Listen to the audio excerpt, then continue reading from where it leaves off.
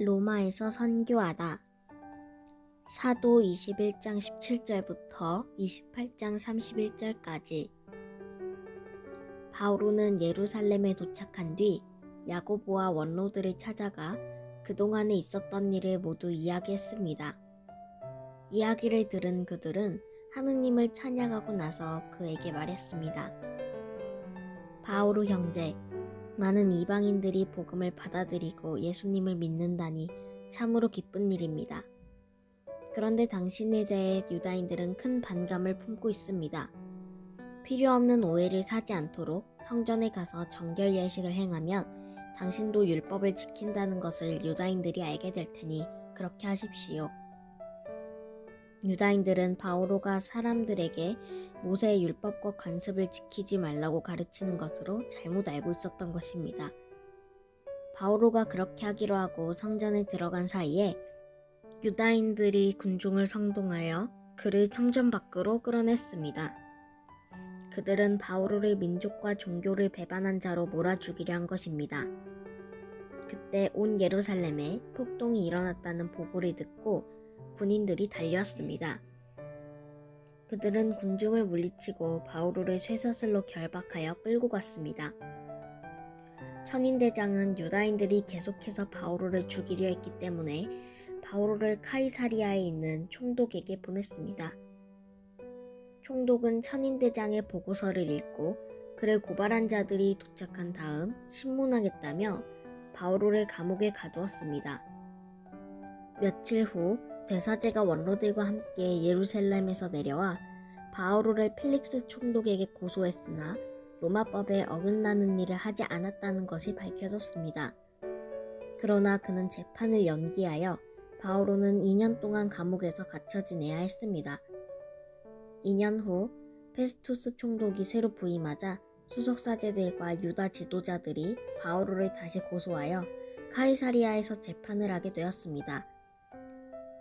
그때 바오로는 자신이 로마 시민권을 가지고 있음을 밝히며 로마 황제 카이사르에게 재판을 받겠다고 주장했습니다. 그래야 바오로는 거기서 로마로 보내졌습니다. 심한 풍랑과 파선을 겪고 로마에 도착한 바오로는 거기서 또 2년 동안 재판을 기다리며 경비병의 감시를 받아야 했습니다. 그러나 그곳에서 바오로는 병영 가까이에 있는 셋집을 얻어 살면서 자유롭게 활동할 수 있는 연금 생활을 했습니다. 그는 거기서 자기를 찾아오는 사람들을 맞으며 아무 방해도 받지 않고 대담하게 하나님의 나라를 선포하며 주 예수 그리스도에 관해 가르쳤습니다.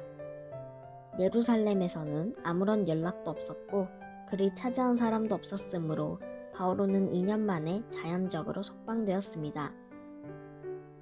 로마법에 따르면 16개월 이내에 피해자와 가해자 그리고 재판을 신청한 사람이 동시에 출석하지 않으면 고소당한 사람을 석방해야 했던 것입니다. 우리는 그의 재판이 어떻게 진행되었고 그가 어떤 판결을 받았는지는 모릅니다.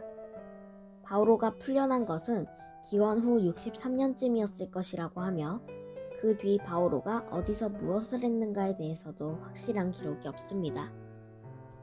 오래전부터 교회 안에 전해 내려오는 이야기에 따르면 바오로는 네로 황제의 박해 때인 기원 후 67년경 로마에서 조금 떨어진 데서 참수당했다고 합니다. 사도 바오로 자신이 나는 어느 사도들보다 더 많이 수고했습니다 라고 말한 것처럼 그는 3차례에 걸친 긴 선교 여행을 했고 죄수의 몸이 되어 로마 법정에 서기까지 여러 지역을 다니며 쉬지 않고 예수님의 복음을 전했습니다.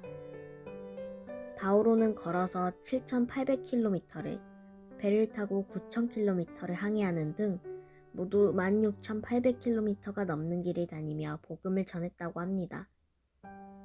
예수님의 말씀을 전하기 위해서는 어떤 상황이나 방법도 가리지 않았던 바오로는 신자들을 찾아가지 못할 경우 편지를 써서 보내기도 했습니다. 심지어 감옥에 있을 때조차도 자신보다 신자들을 걱정하여 수많은 편지를 써서 보냈습니다. 돌에 맞고 매질당하고 파선의 위험을 겪는 등 온갖 박해와 위험을 겪으면서도 끝까지 주님의 말씀을 전하는 데 충실했던 바오로는 과연 사도 중에 사도였습니다. 로마 총독들은 바오로에게 아무 잘못도 없다는 것을 알면서도 뇌물을 받으려고 몇 년씩 감옥에 가두어 놓고 풀어주지 않자 바오로는 로마 황제에게 상소합니다.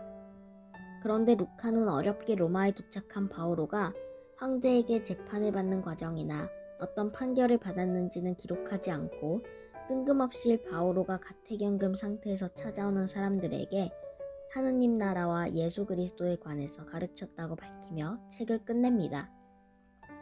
루카는 애초부터 바오로의 재판에는 관심이 없었고 바오로로 대표되는 그리스도교가 세계의 중심인 로마에 전파되는데 초점을 맞춘 것입니다.